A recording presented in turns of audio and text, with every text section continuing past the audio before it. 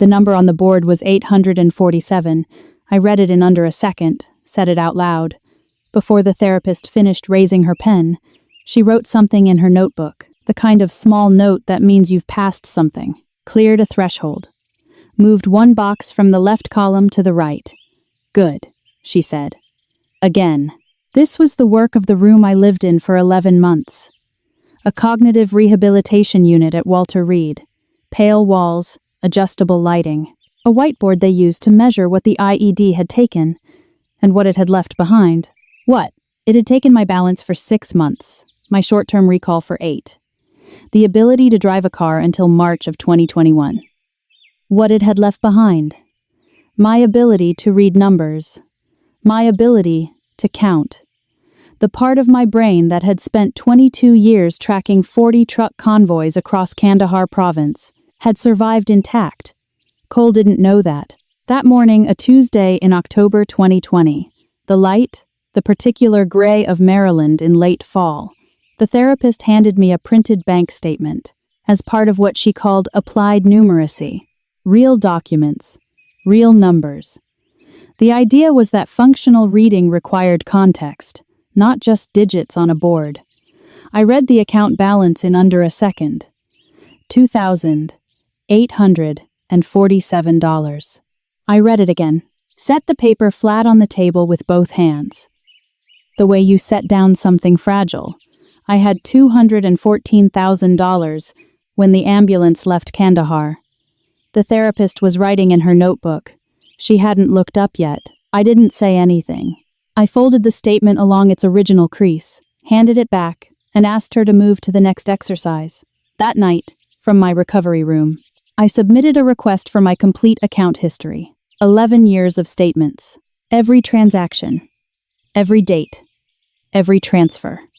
Going back to 2009. I was not confused. I was not lost. I was reading.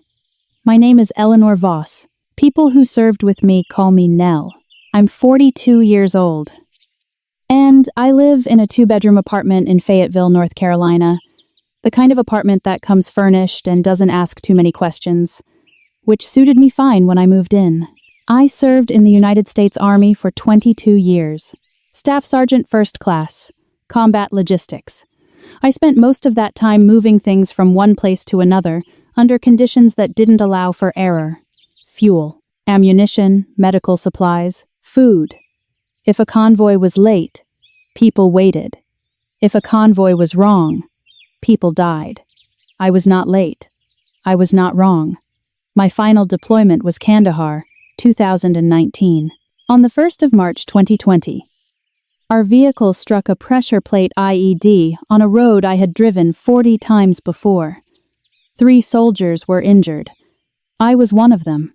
The blast gave me a traumatic brain injury, the kind that is visible on imaging but invisible in conversation, which turns out to create particular opportunities for people who want to be believed.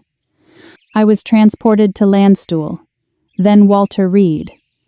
I was in acute care for 6 weeks, and cognitive rehabilitation for 11 months after that. During that time, my brother Cole told our family that I wasn't coming back the way I was. He said the doctors had told him the damage was permanent. He said he was managing my affairs to protect me. I have a daughter, Maya. She was 17 when I was injured. Cole told her, "Your mom is being taken care of. I want to be precise about something before I continue. The TBI affected my balance. It affected my short-term recall. It slowed certain kinds of language processing. What it did not affect, what it could not touch, because it lived somewhere the blast didn't reach, was my ability to work with numbers, to build sequences, to find the thing that doesn't fit in a column of data. I had spent 22 years doing exactly that. Cole had spent 22 years watching me do it from a comfortable distance.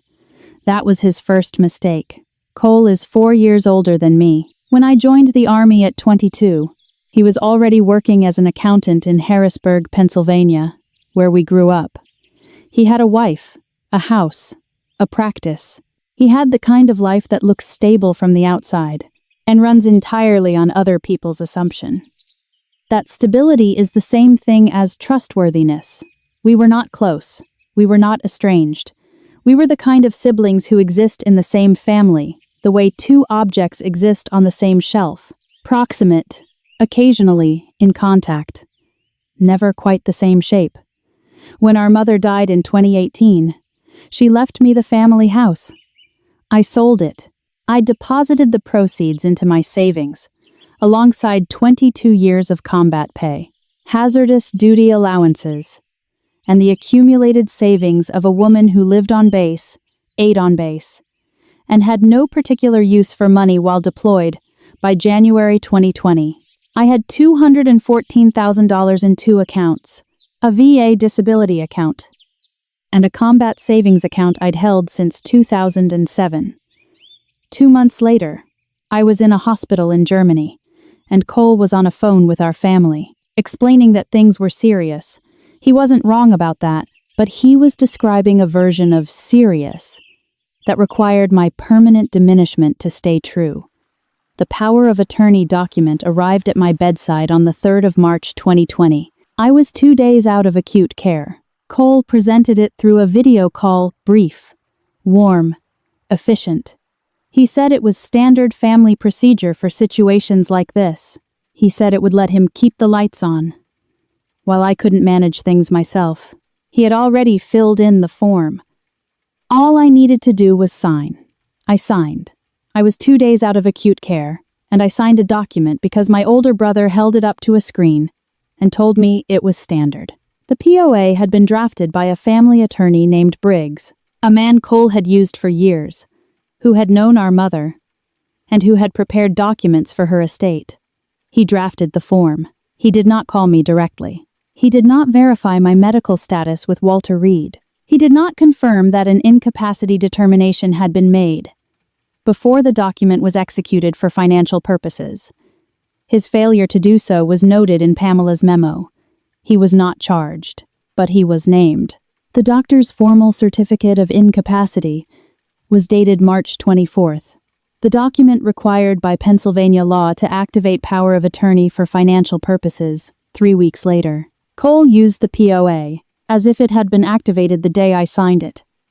He began withdrawing funds the following week. He also did something else, something he may not have fully understood the significance of. He used a civilian POA to access my VA disability account. Federal VA accounts require VA Form 21 to 22 before any agent can act on a beneficiary's behalf. A specific federal authorization document. Cole never filed that form. He accessed my VA accounts using a civilian document that had no legal standing with the federal government. He didn't know he'd made 2 separate legal errors. He was too busy spending. March 2020, $12,000. Described in his records as emergency account management. May 2020, $47,000. The VA disability lump sum payment that had accumulated during my deployment. August 2020, $31,000. Combat savings. Transferred to his personal account in 3 separate installments. November 2020 through December 2021, $124,000. 14 months of systematic withdrawals from my VA monthly payments and remaining savings, $12,000, $47,000, $31,000, $124,000, $214,000. 11 months, 1 forged narrative, 0 conversations with me. He bought a boat. He renovated his kitchen. He paid for his daughter's first year at a private university in Virginia. He purchased a vacation property in Sarasota, Florida, the one that still had his name on the deed. When the federal investigation began, Cole bought the boat in May 2020, a 2-foot Cobalt, lake-ready, registered in Pennsylvania. I know the exact model because the asset discovery process during the federal case required full disclosure, and the records were thorough. In May 2020, I was in the cognitive rehabilitation unit at Walter Reed, relearning how to walk a straight line without holding the wall. My occupational therapist had me practice reading numbers off a board. For 20 minutes every morning, the exercise was called functional numeracy, I was not allowed to use a phone unsupervised. Cole was buying a boat. I was learning to walk in a straight line. He was spending money that could be repossessed. I was rebuilding the one thing he could not take. And while he was spending, he was also performing. At Thanksgiving 2020, Cole gave a speech at his house about how the family needed to support Nell through her recovery, he cried. Our aunt touched his arm. He said, "We don't know what her future looks like, but we're going to be there for her." He used the word we with the confidence of a man who had already decided what my future would look like. He had told our family I was a broke soldier who might not come back the way she was. He had told Maya her mother was being taken care of. He had made himself the story. He had forgotten that I was the one who kept the records. Have you ever had someone make a decision about your life while they were standing in front of people who believed them, and you were somewhere else? Unable to correct the record? Tell me in the comments below. And if you believe that the people who count while everyone else is talking are the ones who eventually change the outcome. Subscribe to this channel. New stories every day at 12:30 a.m. 7:30 p.m. The account statements arrived in a digital file on the 14th of October 2020. 11 years of transaction history. 847 pages of it. I noted that number. The same number on the board the morning I found the balance. The same number still sitting inside 2,847. What Cole had left me. I don't know if that means anything. I know I wrote it down. I worked through them in order. Not because I had a theory. Because that's how you read data from the beginning. In sequence. Without deciding what you're looking for. Before you find it, the withdrawals weren't hidden. That's the thing about competence blindness. When someone believes you can't understand the numbers, they don't bother to disguise them. Cole had moved money in clean, round transfers. Clear dates, clear amounts.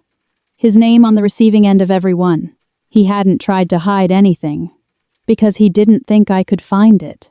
At 2:14 a.m. on October 17th, the ceiling of my recovery room exactly the same white it had been every night for 7 months. I opened the POA document on my laptop. I'd requested a copy from the family attorney, as part of what I told them was a routine review. The document had been created in Microsoft Word. The metadata was not scrubbed. File creation date, the 3rd of March 2020. Last modified, the 3rd of March 2020. Print date, the 3rd of March 2020.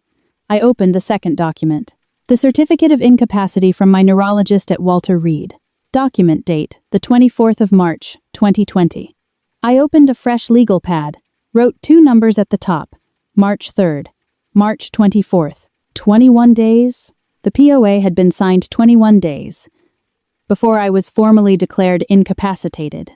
Cole had presented a voluntary durable POA, a document I had signed in full cognitive possession of myself. Before any medical authority had declared me unable to manage my own affairs, as if it were an incapacity activation, he had used it to access accounts I had never authorized him to touch. And then there was the VA Form 21-22. The federal authorization required for any agent to access VA accounts on a beneficiary's behalf. I pulled the VA regulations on my phone. Section 14.63. Required for all fiduciary relationships involving VA benefits. I searched my records. I searched Cole's submitted paperwork. I searched the VA portal. He had never filed it. He had walked into federal VA accounts with a civilian POA. And no federal authorization whatsoever. 2 separate legal failures. 1 forged narrative. 21 days. I closed the laptop. Made a note on the legal pad. 1 line. He didn't know I could still read.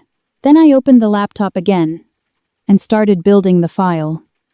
I contacted 3 people, in that order.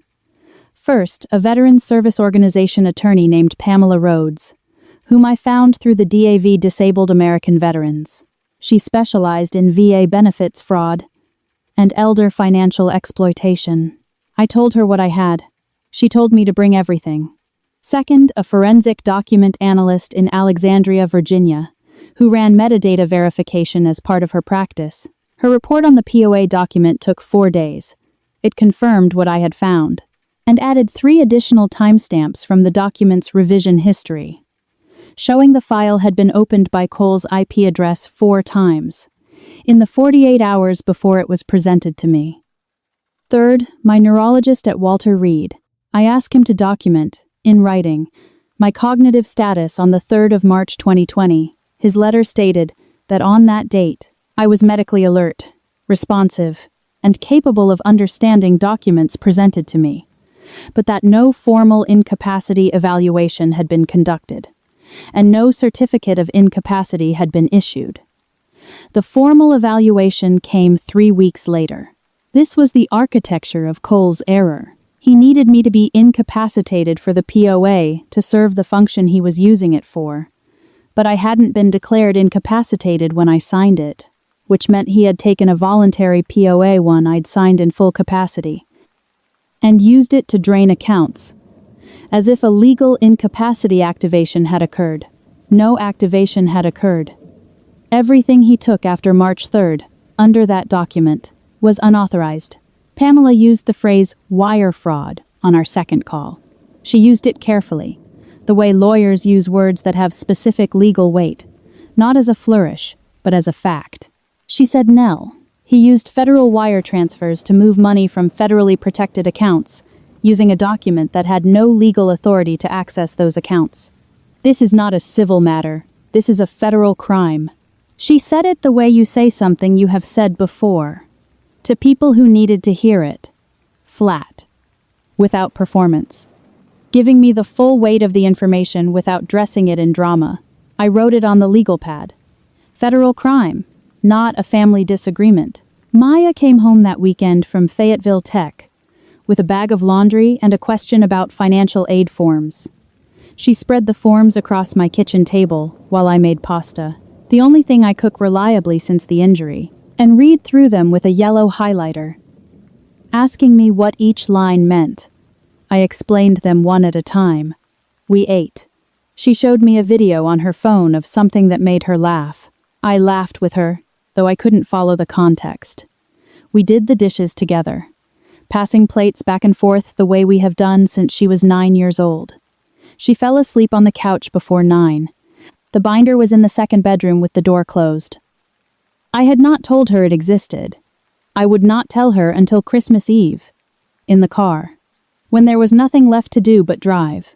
She looked exactly like herself, asleep on that couch, 19 years old, and her mother's daughter in ways she wouldn't know until she was older.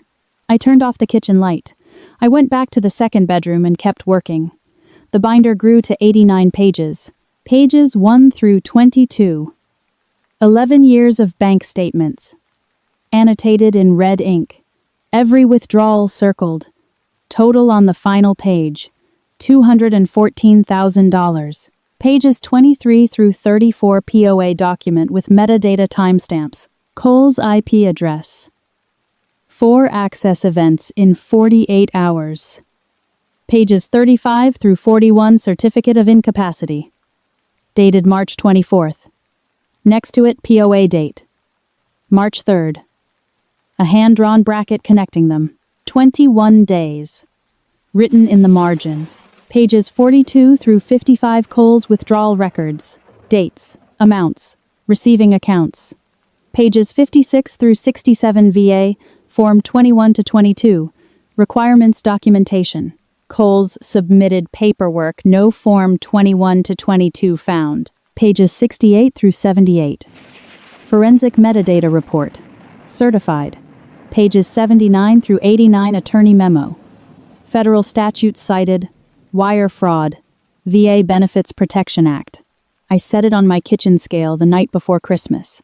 340 grams, 89 pages, 21 days. The family Christmas dinner was the following afternoon. Cole held these dinners every year. 14 people around a table in his Harrisburg house. The one with the renovated kitchen, the new range hood, the marble island that hadn't been there 3 years ago, the one he'd paid for in part, with $31,000 of my combat savings. I had not attended in 2 years. That made my presence this year, to the family, A milestone. A sign of recovery. A reason for Cole to position himself even more visibly as the person responsible for it. I arrived at 3:15 p.m. with Maya. She was 19 now and did not know what was in the bag I was carrying. She thought it was a hostess gift. It was not a hostess gift. The house smelled like pine and something roasting. There were candles. There was the particular ambient warmth of a family that has agreed, collectively, to perform happiness for the duration of a meal. Cole met me at the door. He hugged me the way he had been hugging me since my return from Walter Reed. Careful, slightly prolonged, weighted with a tenderness he had constructed specifically for this role. He smelled like the cologne he'd started wearing in 2020. "Nell," he said, "you look good." "Thank you," I said. I kept the bag close. We ate. The food was good. Cole's wife Renata served wine I didn't drink. My cousin David talked about his job. My aunt asked Maya about school. Cole circulated through the table the way he always did at these things. Attentive. Organized. The host who makes sure every conversation is happening correctly. At 5:47 p.m. before dessert, he stood up. I had been waiting for this. Cole had given a speech at every family gathering since my injury. They had all been variations of the same speech, a soft exercise in credit-taking, wrapped in the language of duty. He raised his glass. He said, "I want to take a moment before we have dessert, because I think it's important, especially at this time of year, to acknowledge what this family has been through. Nell, you've had a hell of a couple of years, and I want you to know that none of us are going anywhere. We are all here. Whatever you need." He looked at me when he said, "Whatever you need." The room looked at me too. 14 people, every one of them watching. He raised his glass higher, to Nell, and to family. Chairs shifted, glasses lifted. I set down my water glass. I reached into the bag. I placed the binder on the table. 89 pages. Black cover. Landing on the white linen tablecloth with a sound that was quiet and specific and final. "Page 35, I said. "March 3rd, your signature. March 24th, the incapacity certificate." Nobody moved. "That's 21 days. Cole." His glass was still raised. It stayed there for a moment. His arm didn't know yet that the moment had changed. Then it came down. "Nell, page 56, I said. "No form 21 to 22. Renata's chair scraped back slightly. Not standing, just a shift. A physical recalibration. My aunt had set down her fork. "Page 42, I said. $214,000. 11 months. Your name on every transfer." Cole's face did something that I had not seen it do in 42 years of knowing him. It went entirely still. Not angry, not defensive. Still. The way a face goes still when it realizes that the story it has been telling no longer works. "Nell, this isn't. The attorney's office has a copy," I said. "So does the FBI." Maya, beside me, had not moved. I did not look at her. I would explain everything later. In private. On our own time. This was not her moment to manage. This was mine. I closed the binder, left it on the table. I stood up. "Thank you for dinner." "Cole," I said, "the kitchen looks nice." I picked up my coat. I put my hand briefly on Maya's shoulder. She stood with me. We left at 5:52 p.m. The drive back to Fayetteville was 4 hours. Maya was quiet for the first hour. She sat with her knees up on the dashboard and looked out at the highway in the way she does when she's processing something she's not ready to say out loud. Somewhere around the Virginia border. She said he needed you to not get better. It wasn't a question. "He did," I said. She was quiet again for a moment. Then, "That's the part that's hard to explain to people. It wasn't about the money. It was about needing you to stay where he put you." I didn't answer. She had said it more clearly than I had been able to. In fewer words than I'd used in 89 pages, she fell asleep somewhere past Richmond. I drove the rest of the way in the dark. The federal investigation opened in January 2022. Pamela Rhodes referred the case to the United States Attorney's Office for the Middle District of Pennsylvania, which accepted the referral in February. The VA Office of Inspector General was involved by March. Specifically regarding the unauthorized access to federal benefits accounts, Cole was charged in April. Wire fraud, 3 counts. Unauthorized access to federal benefits, 2 counts. His attorney entered a not guilty plea in May. The plea was changed in August. After the forensic metadata report was entered into evidence, and the VA Form 21 to 22 records, or rather, their complete absence, were confirmed by the Federal Records Office, the Sarasota vacation property was seized in June. As part of the asset recovery proceedings, the Harrisburg house was listed in September, after the civil judgment was entered alongside the criminal plea. The court ordered full restitution, $214,000, plus interest accrued from the date of first withdrawal, total $231,400. Cole's daughter had to leave the private university in Virginia in January 2023. She had completed 2 years on tuition Cole paid for in part. With $31,000 of my combat savings, the 3 installments from August 2020, the months I was learning to read a whiteboard at Walter Reed. She had been enrolled while I was in cognitive rehab. She had been in her dorm, the same week I was relearning to walk a straight line without the wall.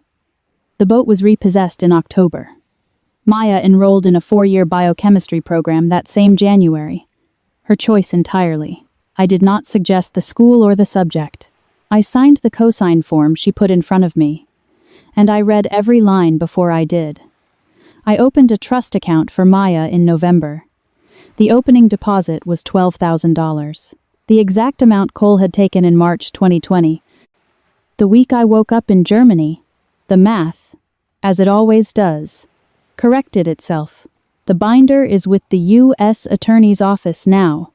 All 89 pages. I don't have a copy. I don't need one. It said everything it needed to say. On a white tablecloth in Harrisburg on the 25th of December 2021. Cole told everyone I died a broke soldier. I want to be precise about what that means, because I spent a long time being precise about other things, before I was ready to be precise about this. He told our family I wouldn't come back the same. He told my daughter her mother was being taken care of. He told himself, I think, that the money was going somewhere useful. Somewhere more functional than the brain of a woman who could no longer drive and needed help reading. He was wrong about all of it. I am not his cautionary tale. I am not the soldier who didn't make it back. I am not the cautionary story he told at Thanksgiving. With tears in his eyes and a check for my boat in his pocket. I am Eleanor Voss, Staff Sergeant First Class, retired. I came back. I brought receipts. I am no longer the asset Cole was managing. I manage my own. It was a Tuesday in November, when I drove Maya to the bank to open the trust account. She sat beside me in the passenger seat the way she always does. Shoes up on the dashboard, headphones around her neck. Not quite asleep and not quite awake, the way she's sat beside me in cars since she was 11 years old. The account officer was a woman about my age. With reading glasses she kept taking off and putting back on. She explained the terms. Maya signed where indicated. I co-signed. The opening deposit was $12,000, the exact amount Cole had taken in March 2020, the week I woke up in Germany. The officer asked if we had any questions. Maya said, "Is this money safe?" The officer said yes. Maya looked at me. I nodded. We drove home. I made coffee. Maya sat at the kitchen table and looked at her copy of the account documents for a long time without saying anything. Then she said, "Mom, you kept every bank statement." 11 years, I said. She nodded, folded the paper, put it in her bag. Outside, the sky was the particular gray of North Carolina in late fall, not the gray of Walter Reed. A different gray, the kind that means rain is coming. But not yet. I have a whiteboard in the kitchen now. Maya bought it for me when I moved to Fayetteville. Said I needed somewhere to put things I wanted to remember. I don't use it for grocery lists. On the Tuesday, the restitution order was confirmed. I wrote one number on it in blue marker, $231,400.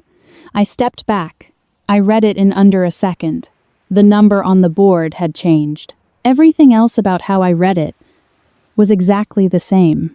The number on the first board was 847. Cole thought that was all I had left. He forgot. I kept everything else. Maybe you've been counted out before you were finished counting.